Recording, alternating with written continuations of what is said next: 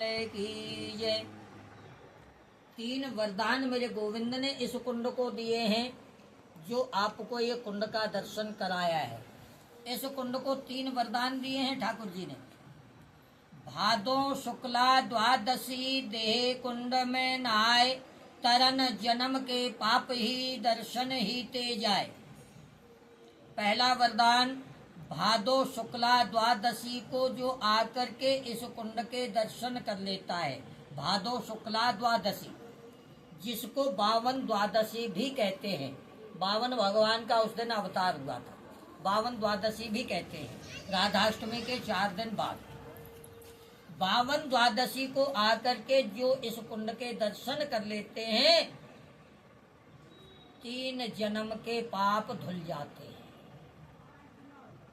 अब प्रश्न कर दिया, प्रभु हमें तो 84 लाख योनियों में भटकना है, तो 3 जन्म कौन से? भगवान ने जवाब दिया, भूत भविष्य और वर्तमान।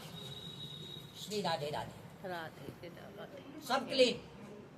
दूसरा वरदान मेरे ठाकुर ने दिया, भादो शुक्ला द्वादशी को, 52 द्वादशी को आकर के जो इस कुंड में स्नान कर लेता है, नहा लेता है, शरीर के सभी विकार यानी कि बीमारियां धुल जाती हैं।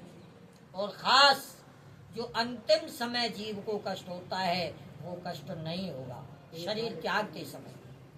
फिर प्रश्न किया, प्रभु अंतिम समय कष्ट किसको पता?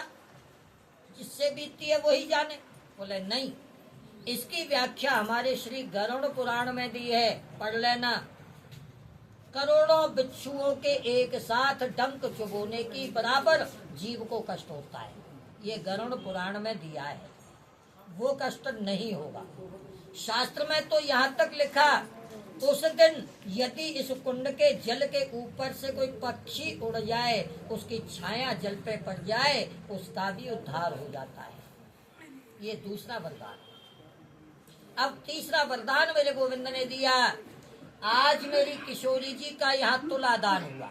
आज यानी भादो शुक्ला द्वादशी को, 52 द्वादशी को, इसलिए इस दिन आकर के जो जीव, शब्द दिया इस दिन आकर के। हर महीने अमावस्या मनाते हो, हर महीने दिवाली नहीं मनाते, हर महीने पूर्णिमा आती है लेकिन रखड़ी नहीं मनाते। ठीक इसी तरह से इस दिन आकर के 52 द्वादशी को जो जीव यहाँ तक चले, ठाकुर जी जो जीव रुक गए, क्यों? यहाँ बैठ जाए। मैं ये क्या करने जा रहा था? मैं तो त्रिलोकपति हूँ, लक्ष्मीपति हूँ। मैंने तो राधा रानी को सोने में तोल दिया। सबकी तो ताकत नहीं है, सबके पास तो इतना सोना नहीं है। और फिर किसकी ताकत है जो राधा रानी को तोल सके?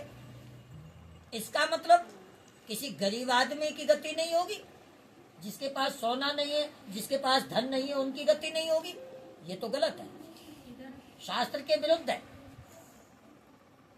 ऐसा नहीं होना चाहिए। फिर आगे सोच करके ठाकुर जी ने कॉलम पूरा किया, जो जीव तुलादान करता है, किसी सोने चांदी का नाम नहीं आया, तुलादान।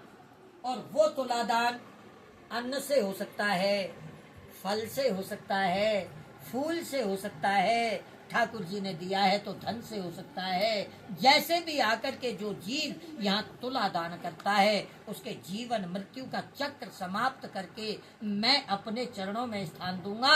ये तीसरा वरदान मेरे गोविंद ने दिया। एक ही दिन के तीनों वरदान हैं, अलग अलग आने की जरूरत नहीं है। मेरे गोविंद ने इतना आसान रास्ता हमें दे दिया। एक दिन आने से आपको फल 4 मिलेंगे, तीनों वरदानों का फल। चौथा, उसी दिन ललिता जी का विवाह ठाकुर जी के साथ होता है। ये ठाकुर जी हैं दूल्हे रूप में, ये ललिता जी हैं दुल्हन रूप में। दास को भी बीच में देख रहे हो। 40 साल से ठाकुर जी का विवाह पढ़ रहा हूँ, और मैं ही नहीं पढ़ रहा हूँ, पिताजी, दादाजी, परदादाजी वंशावली से ललिता जी के वंश के पुरोहित हैं। श्री राधे राधे। ललिता जी का कन्यादान करने का भी आपको सौभाग्य प्राप्त होगा। इतनी लीला करने के बाद ठाकुर जी सामने विराजमान हो गए, सामने बैठ गए जाकर के। अब ललता जी ने राधा रानी ने आग्रह किया, प्रभु अब तो बहुत समय हो गया लीला करते, अब तो पदार्पण कीजिए कम से कम। ब्रजभानु बाबा डांटेंगे, टाइम इतना हो गया। नहीं श्री जी, जहाँ मेरी राधा रानी का तुलादान हुआ है उस जगह को मैं नहीं छोड़ सकता। तो ग्वालाओं ने नाम रखा देह बिहारी। तो यहाँ के जो मूल दर्शन है 22 दिन के ठाकुर जी ने कहा मैं लक्ष्मीपति, दूसरा दर्शन लक्ष्मी नारायण का, तीसरा दर्शन राधा रानी का तुलादान, चौथा दर्शन देह बिहारी जी का और पांचवा दर्शन देह कुंड का।